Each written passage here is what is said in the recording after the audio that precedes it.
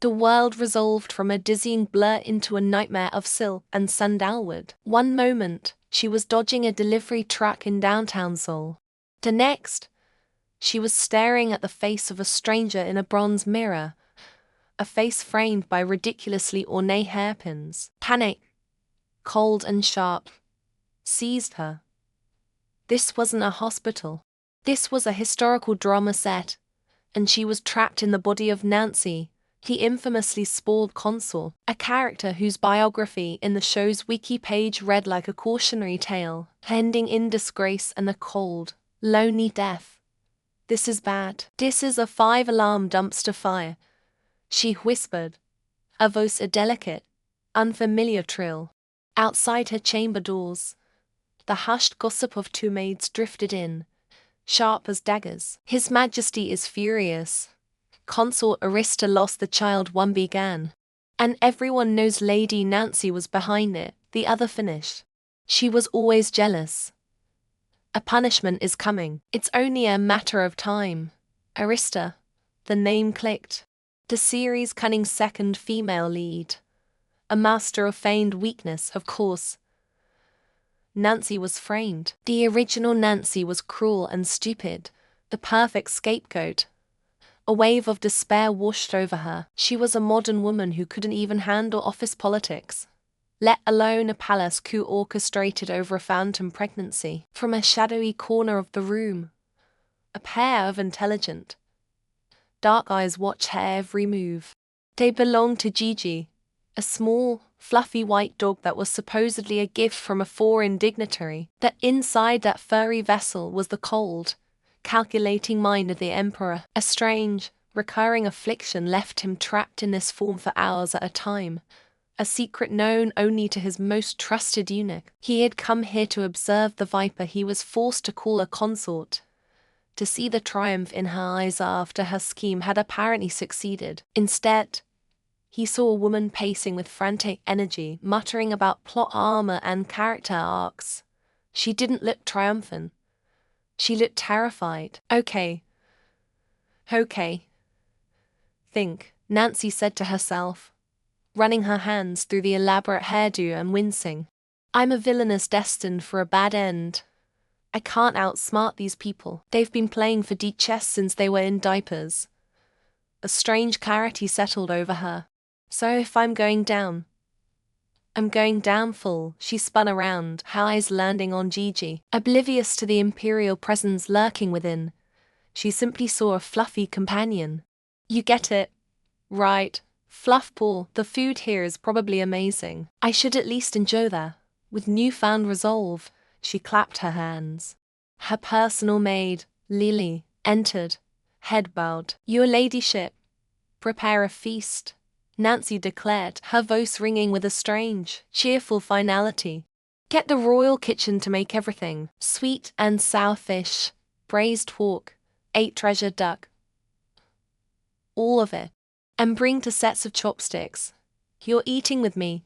Lily's eyes widened in shock. The emperor, from his canine vantage point, felt a jolt of disbelief. The cruel, arrogant Nancy he knew would never share a meal with a servant. This woman was an enigma, and her bizarre performance was unexpectedly compelling. Later, the emperor was himself again, the world snapping back to its proper height and dimension. He stood in his private study, a scent of ink and old parchment replacing the cloying floral perfume of Nancy's quarters. A royal physician was delivering a grim report, his voice low. The emperor's dizzy spells, the episodes of weakness, they were becoming more frequent. The physician mentioned a slow-acting poison, its origin unknown, but his gaze flickered meaningfully, and he recounted an incident months ago, and Consort Nancy had presented him with a health-restoring tea after a public argument. A cold fury mixed with a sliver of doubt. The Nancy he had just observed seemed too chaotic and simple-minded for such a long-term plot. But the evidence and her reputation were damning. His duty was clear. With a heavy heart, he picked up his brush. The ink felt like lead as he wrote the decree. Consort Arista, now to be known as Rachel, was to be promoted for her grace in the face of suffering. Consort Nancy was to be demoted, stripped of her privileges, and confined to her quarters. The ink dry. A black stain of judgment. The next time the transformation took him, it was swift and disorienting. He found himself not in a quiet corner, but tumbling through the air, landing in a soft lap. Nancy.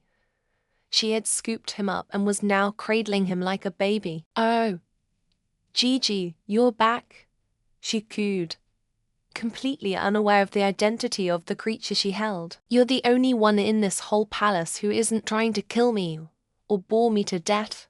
He stiffened, his imperial dignity screaming in protest as she began stroking his fur, her touch sending an unwelcome warmth through him. It was a gentle, unguarded affection he hadn't felt in years. "They took away my fancy silks and my personal kitchen staff," she sighed, scratching behind his ears in a way that was both mortifying and embarrassingly pleasant. "Jokes on them. I hate these complicated robes anyway. But they did leave me this."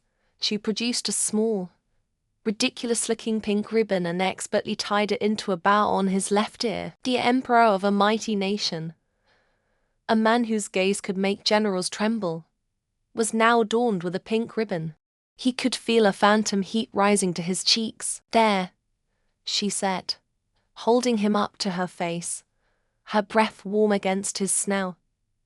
"Now you're pretty. We're in this together, buddy." When he finally returned to his human form, alone in his chambers, the blush was no longer a phantom. His hand went to his ear, where the ribbon had been. The memory of her casual, intimate touch, her earnest and slightly foolish words, was branded into his mind. Just then, a eunuch announced the newly promoted consort Rachel. She swept in, a vision of pale, sorrowful beauty. She knelt gracefully, her voice like honey laced with arsenic. "Your Majesty, I came too." Sunlight sliced through the latticework of Nancy's private courtyard, painting golden bars across the polished flagstones. It was an oasis of tranquility, a stark contrast to the storm brewing just beyond its walls. Nancy was trying to enjoy the warmth on her skin, a simple pleasure that felt increasingly rare, when the rustle of fine silk announced an unwelcome visitor. Rachel entered, a vision in embroidered lavender, her steps a confident, deliberate glide. She waved away Nancy's maid with a flick of her wrist, a gesture of newfound authority that was both petty and absolute. The maid, bowing low, scurried away, casting a frightened glance back at Nancy. "I came to say goodbye," Rachel began, her voice as sweet and cloying as overripe fruit. She settled onto a stone bench, arranging her skirts with meticulous care. "His Majesty is so terribly distressed. He feels you've been a burden. It's for the best that you'll be leaving the palace soon, permanently." Nancy's heart gave a nervous thud. Banishment. It was exactly what the historical records predicted for the original Nancy. Leaving, Rachel's smile was a masterpiece of feigned sympathy. She placed a delicate hand over her still flat stomach. "His Majesty must protect what is precious, and with me carrying the royal heir, he can't afford any unpleasantness." She leaned forward, her voice dropping to a conspiratorial whisper, the sweetness curdling into pure venom. "Of course, there is no heir. Not yet. A few herbs from the physician, a carefully managed diet to induce the symptoms. It's amazing what men will believe when they want to." The confession hung in the air, audacious and ugly. For a moment, Nancy was just a modern woman, utterly flawed by the sheer, soap opera villainy of it all. This wasn't a script. This was her life. But the shock quickly morphed into a hot, righteous anger. It wasn't just the lie about the pregnancy. It was the casual cruelty, the way Rachel had dismissed her maid, the glee she took in destroying lives. This woman was a monster in a silk dress. Hidden beneath a hibiscus bush, her small, white dog stirred. Gigi, who had been enjoying a nap in a patch of sun, lifted his head. "The Emperor's mine," trapped within the canine form, reeled as if struck, fabricated. The word echoed in his consciousness, a deafening thunderclap of betrayal. He had believed her. He had trusted her soft smiles and gentle demeanor for months. He had seen her as a delicate flower needing protection, a stark contrast to the volatile and demanding Nancy. And it had all been a lie, a cold, calculated performance designed to manipulate him. The son of heaven, like a common fool. Ice flowed through his veins, a rage so profound it was paralyzing. The woman he had considered protecting was a viper he had willingly warmed in his own court. As Rachel swept from the courtyard, leaving a trail of poisonous perfume in her wake, Nancy was left trembling, the weight of the secret pressing down on her. She knew the truth, but in this treacherous world of whispers and power plays, her word meant nothing against a rival who was supposedly carrying the emperor's child. Her only safety net was the powerful duke, her father. But was his influence enough to save her from a scandal this monumental? The fear was a cold knot in her stomach. She didn't have long to contemplate her next move. Less than an hour later, the heavy doors to her chambers were thrown open with a resounding crash. Rachel stood on the threshold, her face a mask of theatrical horror. Behind her, the grim-faced imperial guards filled the doorway, their armor glinting menacingly. "There she is!" Rachel shrieked, her voice ringing with fabricated anguish as she pointed a trembling finger. "The witch who cursed his majesty, seize her!" Nancy stared, completely bewildered. "Witch? What in God's name are you talking about? You feign ignorance so poorly," Rachel sneered. "His Majesty fainted yesterday. An affliction of dark magic," the royal physician said.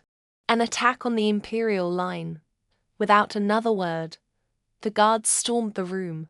It was not a search. It was a performance. They overturned furniture with performative zeal.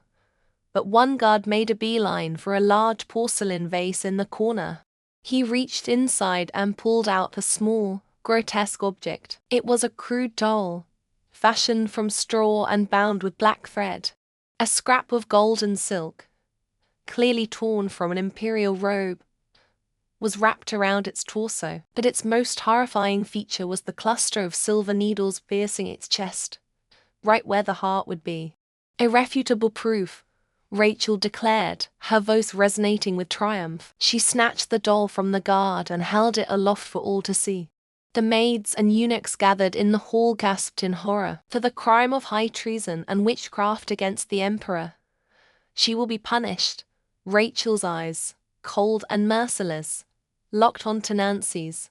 "Melt the iron. We will pour it on her face, so that all may see the fate of a venomous sorceress who dares to harm our emperor." The order was so barbaric, so utterly medieval, that Nancy's mind went momentarily blank. A brazier was dragged into the room, its coals already glowing a hellish red. The acrid smell of hot metal began to fill the air. Hidden beneath the divan, Gigi watched, a low, desperate growl vibrating deep in his chest.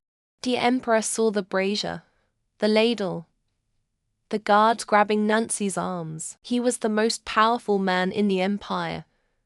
Yet in this moment, he was nothing but a helpless spectator, forced to watch as the woman he had so thoroughly misjudged was about to be mutilated by the very monster he had almost cherished. Fury and impotence warred within him, a torment worse than any physical pain. Nancy struggled against the guard's iron grip, her mind a whirlwind of terror and disbelief. This couldn't be happening. It was a nightmare. Yet, as the heat from the brazier washed over her skin, a sliver of defiance pierced through the despair. She was not the weak-willed Consort from the story. She was a survivor, clinging to the faint, desperate hope that her father's name still held power. She lifted her chin, meeting Rachel's victorious gaze with a fire of her own. They could try to destroy her, but she would not break. The air in Nancy's quarters thickened with the acrid scent of scorched metal. A palace maid, her face a mask of cruel delight, held a heavy iron ladle over a glowing brazier. The iron within shimmered, a liquid pool of silver death. Nancy was on her knees, held fast by two guards, her modern mind screaming at the sheer, medieval barbarity of it all. This wasn't a drama. This was real.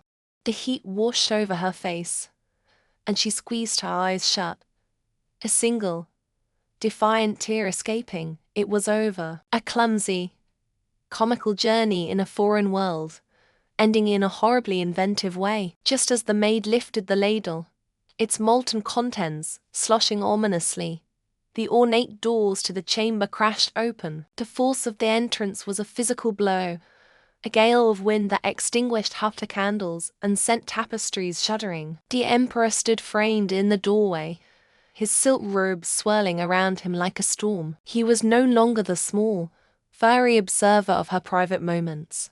He was a titan, his face carved from ice and fury. Every guard in the room, including the two holding Nancy, dropped to the floor as if their spines had dissolved. The maid froze, the ladle trembling in her hand, its deadly contents inches from Nancy's skin. "Halt!" The emperor's voice was not a shout, but a low, resonant command that cracked through the tension like a whip. It was a voice that expected and received absolute obedience. The ladle clattered to the stone floor, its contents splashing in a harmless, cooling hiss. Nancy gasped, sucking in a ragged breath. Her eyes flew to the corner of the room where Gigi, the little white dog, lay whimpering, a shallow gash on her leg from where she tried to defend her. Before anyone could react, the emperor's gaze softened for a fraction of a second, locking on to the injured animal. "You," he snapped at a stunned royal physician who had trailed in his wake. "Take that dog to the imperial hospital. Use the finest silks for bandages. Attend to her as you would a member of the royal family." The order was so bizarre, so unprecedented, that a collective shock rippled through the room. Nancy stared, bewildered. The emperor, whose stoicism was legendary, was showing more overt concern for her scruffy little pet than he had ever shown for a human being. The memory of him as Gigi nuzzling her hand flashed in her mind, a puzzle piece that didn't yet fit. Rachel, who had been observing from a silk divan like a queen at a play, rose gracefully. "Your Majesty," she began, a voice dripping with feigned relief and concern. "Thank the heavens you are here. This vile woman was caught performing witchcraft against you. I was only trying to protect." Silence. The word was quiet, yet it cut her off more effectively than a roar. The emperor's eyes, cold and clear, finally settled on Nancy. They held none of the disdain she was used to. Instead, she saw a flicker of something else: regret, understanding, and a deep, protective anger that was aimed not at her, for her. He then turned that glacial gaze upon Rachel.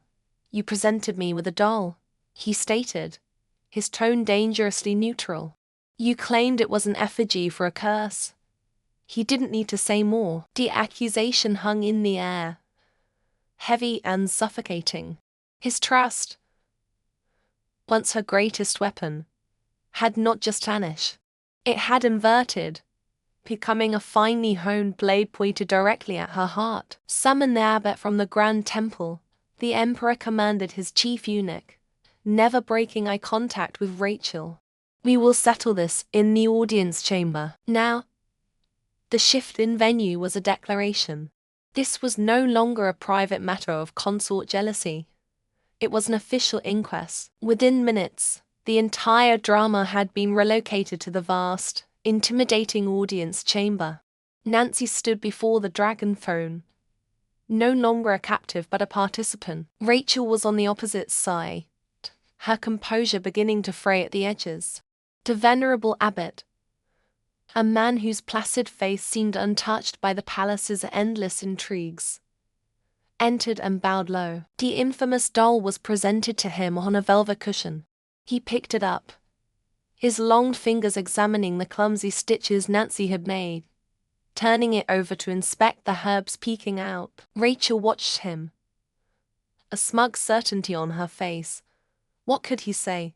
It was a doll with the Emperor's birth characters sewn onto it. The case was self-evident. The abbot looked up, his gaze serene. "Your Majesty," he announced, his voice calm and clear, resonating through the silent hall. "This is not an instrument of witchcraft. This is a blessing doll." Her gasp went through the court officials assembled. The herbs woven within are for vitality and soothing the spirit. The abbot continued, "The characters are not a curse, but an anchor for a prayer of healing. A few weeks ago, Consort Nancy came to the temple. She expressed deep concern for your Majesty's persistent headaches and bouts of fatigue. She asked for the proper way to create a talisman to pray for your recovery. I instructed her myself." The world tilted. Nancy stared at the abbot, her heart pounding with a dizzying mix of vindication and shock. He had remembered her vague, desperate inquiry, an attempt to do something useful after finding out the Emperor was unwell. She had thought it a silly, futile gesture. Rachel's facade finally shattered. "Lies!"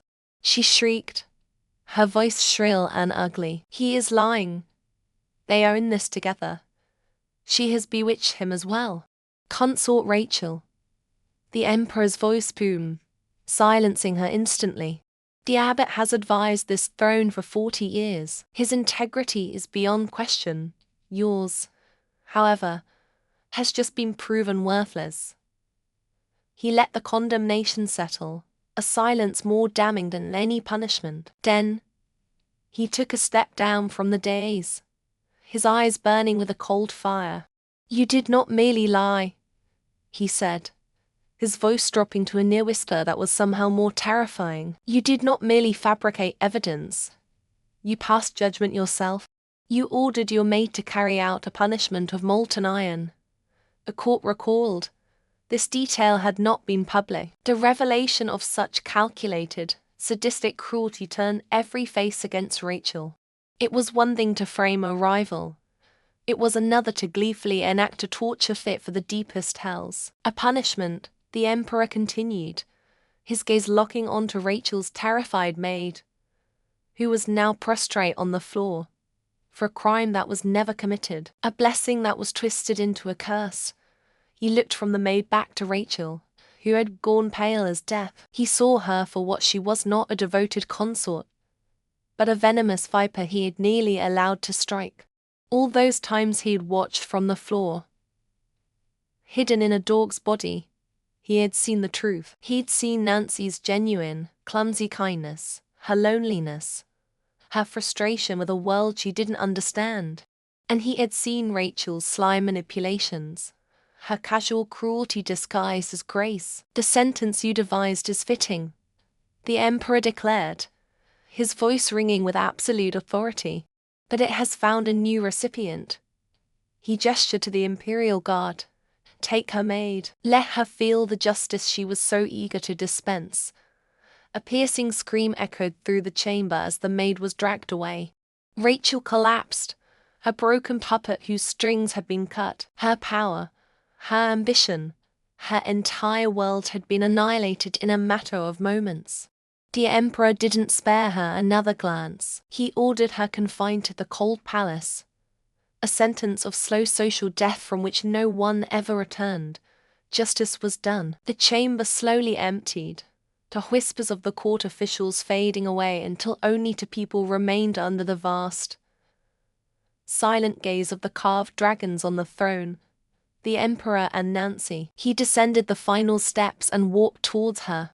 The immense, intimidating aura of the ruler receded, leaving just a man, his eyes filled with a profound, unspoken apology. He stopped a few feet from her, close enough for her to see the exhaustion and regret etched around his eyes.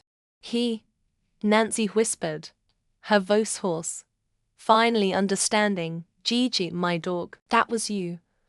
A faint, sad smile touched his lips. "It is a family curse, one I thought I would bear alone forever." He had seen her true self while he was trapped in his most vulnerable state. She had never been anything but kind to him, sharing her food, her warmth, her strange, rambling monologues about her own world. She had protected him. He took another step, closing the distance between them. "You made a blessing doll for me," he said, his voice soft with wonder. "Even when you believed I despised you, you prayed for my well-being." Nancy could only nod, her throat tight with emotion. He reached out, his fingers gently brushing a tear from her cheek. His touch was warm, hesitant, and breathtakingly real. In that moment, the emperor and the spoiled consort, the CEO and the ordinary girl, all the roles and masks fell away. He was just a man who had been seen, truly seen, for the first time. And she was the woman who had seen him. "Stay," he whispered, a plea and a promise all in one. "Stay with me, Nancy, not as a consort, but as my equal, as my empress." The grand, lonely palace suddenly felt like a home. The heavy silence that fell over Nancy's quarters was more deafening than the preceding chaos. The imperial guards had departed, dragging a screaming, disgraced Rachel with them. To false evidence, the damning blessing doll now sat forlornly on a lacquered table, a relic of a life she had nearly lost. Nancy stood frozen in the middle of the room, her hands trembling not with cold, but with the violent aftershocks of adrenaline.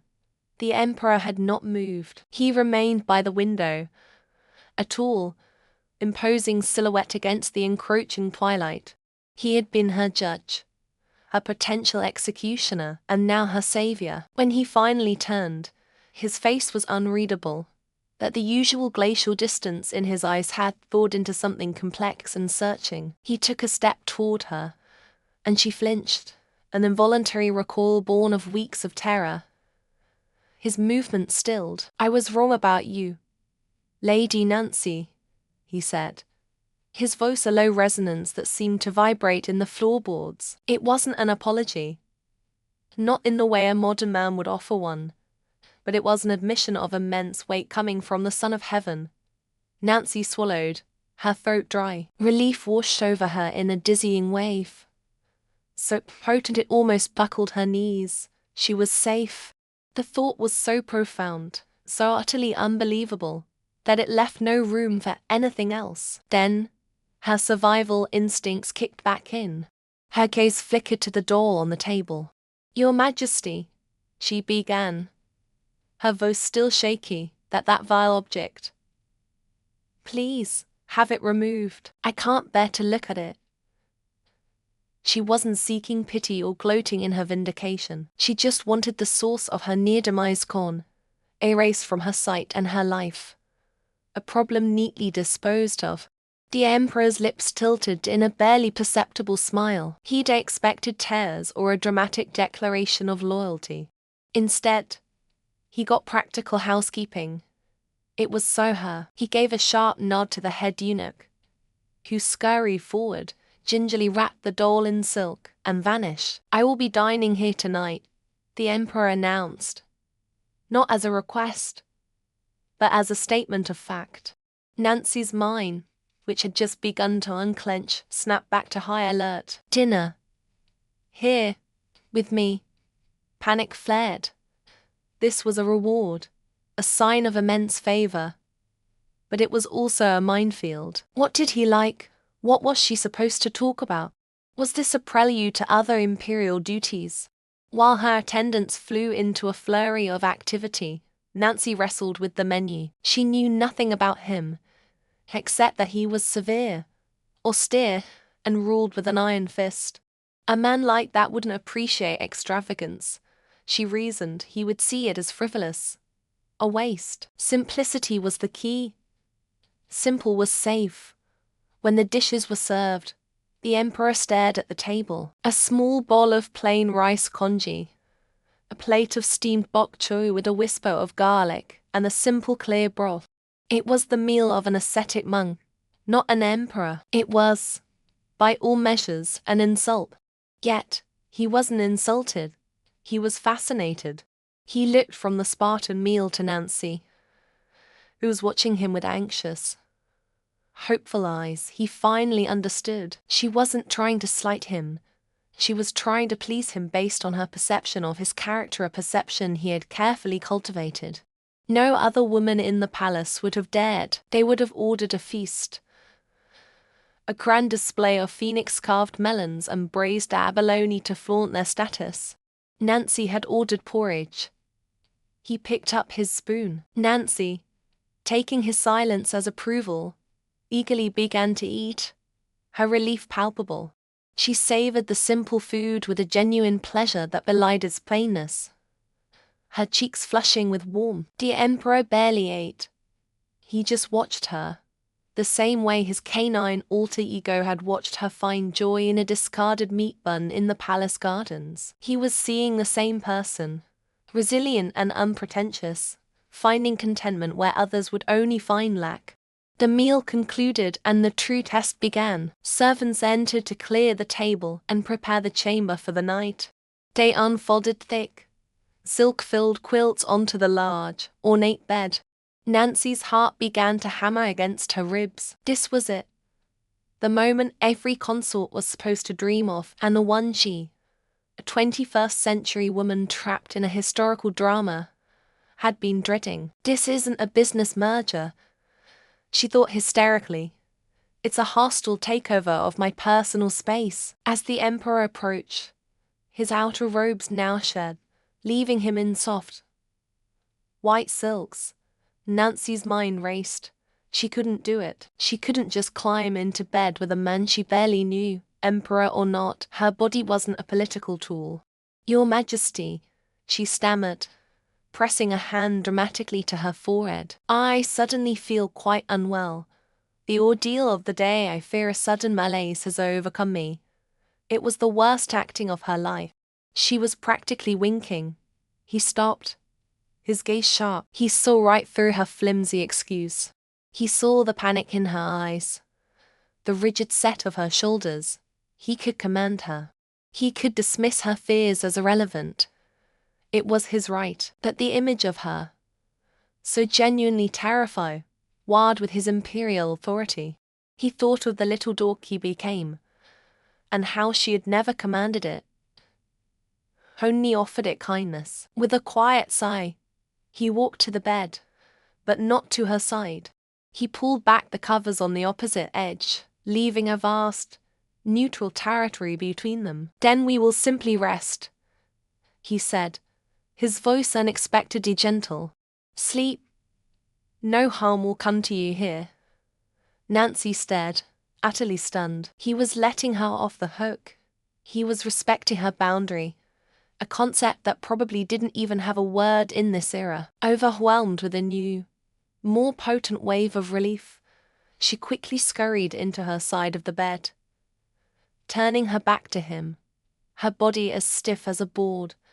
Silence stretched. She lay there, listening to the sound of his breathing, steady and even behind her.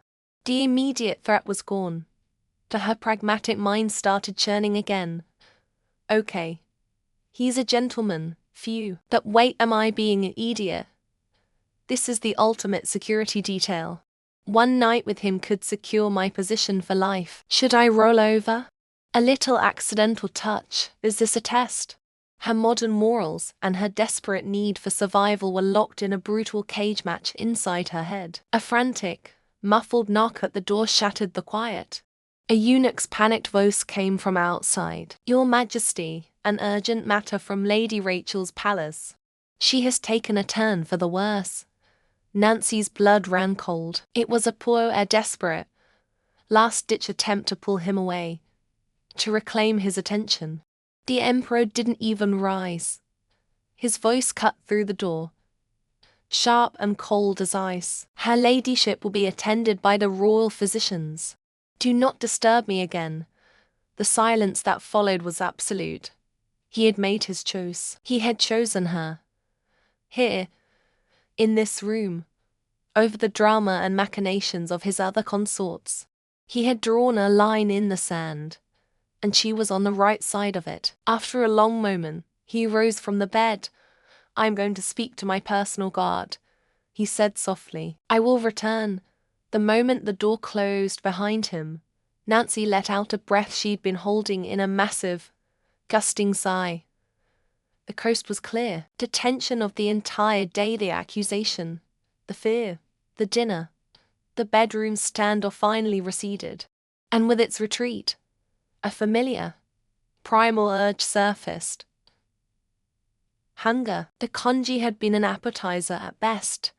She slipped out of bed, her bare feet silent on the cool floor. With the furtive glee of a seasoned criminal, she knelt and pulled a heavy, carved box from beneath her bed frame. She lifted the lid, and the glorious, forbidden scent of fried chicken, honey cakes, and sweet plum pastries filled the air. This was her true treasure, her secret hoard against palace-induced starvation. She sat on the floor, cross-legged, and grabbed the still-warm chicken wing, taking a massive, satisfying bite. It was greasy, salty, and perfect. This was her real self. Not the graceful Lady Nancy, not the trembling victim, just a girl who loved fried chicken. The door creaked open. The Emperor stood in the entryway, having returned more quickly than she'd expected. He froze, his eyes locking on to the scene before him. His posed, elegant consort was sitting on the floor like a child, a face smeared with grease, a half-eaten chicken wing clutched in her hand. Her eyes widened in pure, unadulterated horror. A chipmunk caught with his cheeks full. He didn't speak. He didn't move. A strange expression dawned on his face, not anger, not disappointment, but a slow-blooming, breathtaking amusement. The last piece of the puzzle clicked into place. All his secret observations as a dog, all her bizarre behavior, all her contradictions, it all made sense. This was her, unfiltered, unguarded, and absolutely ridiculous. Slowly, he walked toward her. Nancy scrambled to hide the evidence, trying to shove a pastry into the box while wiping her mouth with the back of her hand. He knelt in front of her, his silk robes pooling on the floor. His gaze fell upon the treasure trove of snacks. Then, he did something she never could have predicted. He reached into the box, picked up a delicate honey cake, and brought it to his lips, taking a thoughtful bite. His eyes, dark and deep, met hers. A genuine smile, the first she had ever truly seen, touched his lips and lit his entire face. "You have terrible taste in dinner," he murmured, his voice laced with a warmth that sent a shiver down her spine. "But excellent taste in dessert." And in that moment, surrounded by the scent of fried chicken and cheap pastries, Nancy knew she was, finally, irrevocably, home. The first thing Nancy registered was the light. Not the harsh, fluorescent glare of her old apartment, but a soft, golden glow filtering through intricately carved wooden screens, painting stripes across spun silk sheets. The air was still, scented with sandalwood and the faint, clean fragrance of night-blooming jasmine from the courtyard. It was a peace so profound, it felt alien. Then she registered the warmth, a solid, living heat pressed against her back, an arm draped possessively over her waist. Her breath hitched. Slowly, carefully, she turned her head. The Emperor was asleep beside her. In the soft morning light, the sharp, severe lines of his authority were smoothed away. His dark hair, usually bound in a severe crown, was a spill of black ink against the pale pillows. His lashes were long and thick, resting against high cheekbones. Without the weight of the empire on his shoulders, he looked younger, almost vulnerable. It was a face that could topple kingdoms, and it was currently 3 inches from hers.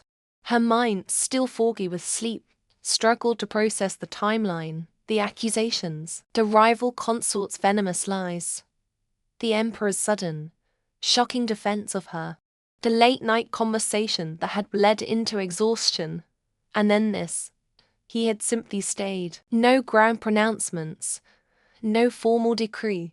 He had dismissed the attendants, laid down beside her, and fallen asleep as if it were the most natural thing in the world. A strange fluttering started in her chest, a dangerous mix of panic and something else. something warm and unnervingly pleasant. She was playing with fire, and the fire had decided to take a nap in her bed. For her own sanity, she'd framed him in her mind as the ultimate CEO, a handsome, terrifyingly powerful boss whose approval was necessary for her survival. But the man breathing steadily beside her wasn't a boss. He was just a man. Her gaze drifted down the strong column of his throat, and that's when she saw it, just below his jawline, stark against his pale skin, was a small, reddish-purple mark. It was crescent-shaped, with the distinct impression of teeth, her teeth. An icy wave of horror crashed over her. The fluttering in her chest morphed into a full-blown panic attack. A memory, hazy and ridiculous, surfaced from the depths of her subconscious, a dream. In it, she was starving, and someone had presented her with the most glorious, glistening, crispy-skinned chicken drumstick she had ever seen. She had attacked it with primal ferocity, sinking her teeth into the savory meat. Oh, no, her mind screamed. The chicken drumstick was the emperor. She had bitten the son of heaven. She had treated the imperial dragon like a bargain bucket meal. This was a catastrophic, career-ending move. Forget being disgraced. This was the kind of blunder that got you a starring role on the execution platform. She squeezed her eyes shut, imagining the imperial scribes recording her fate. Consort Nancy, executed for crimes against the imperial neck, and for cannibalistic poultry-related dreams. A low murmur broke the silence. Are you planning to stare a hole through me all morning? Her eyes flew open. The emperor was awake, his dark eyes watching her, a flicker of amusement in their depths. He hadn't moved, his arms still heavy around her waist. Your Majesty, she squeaked, her voice an octave too high. She tried to scramble back, but his arm tightened, holding her in place. Stay, he commanded, though his voice was soft, laced with sleep. I was just admiring the sunlight, she stammered, her gaze darting everywhere but his neck. It's very sunny today. Double quotes. He arched a single, perfect eyebrow. Is that so? His gaze followed hers, and he lifted a hand to touch the mark on his neck. He didn't flinch. He simply traced its outline, his expression unreadable. You were restless last night. Nancy's heart hammered against her ribs. This was it. The axe was about to fall. I am so sorry, Your Majesty. It was a dream. A very, very vivid dream about poultry. The word hung in the air, absurd and incriminating. A long silence stretched between them. The emperor's unreadable expression slowly melted, the corners of his mouth twitching upwards into a ghost of a smile. Poultry, he repeated, the word a low, rumbling sound in his chest. She nodded frantically. Extremely delicious poultry, the crispier skin. My subconscious has terrible table manners. He shifted, turning fully towards her, his face now inches from hers. The amusement in his eyes deepened, warming into something else. Something she couldn't quite name. So, he murmured, his voice a velvety caress. You hunger for me. Even in your sleep. The accusation was gone, replaced by a teasing intimacy that sent a jolt straight through her. Her carefully constructed walls of employee and boss began to crumble. This man wasn't just observing her anymore. He was engaging, provoking, seeing her. Later that day, the imperial doctor, a man whose wizened face perpetually looked as if he'd just tasted a sour lemon, made his official visit. He took the emperor's pulse with a grave expression, his fingers pressed to the monarch's wrist. Nancy hovered nervously by the door, pretending to be absorbed in arranging a vase of peonies. The dragon's energy is harmonized, Your Majesty, the doctor finally announced, his voice filled with cautious wonder. The blockages have cleared. The celestial flow is restored. He cleared his throat, stealing a quick, Curious glance at Nancy. It seems the ailment that has plagued you resolves itself only in the presence of a certain stabilizing aura. The implication was as subtle as a charging rhino. Nancy froze, peony in hand. He wasn't just talking about the Emperor's strange curse of turning into a dork. Their ailment was a court-wide euphemism for the Emperor's complete lack of interest in producing an heir, his inability, as the gossips whispered. And now,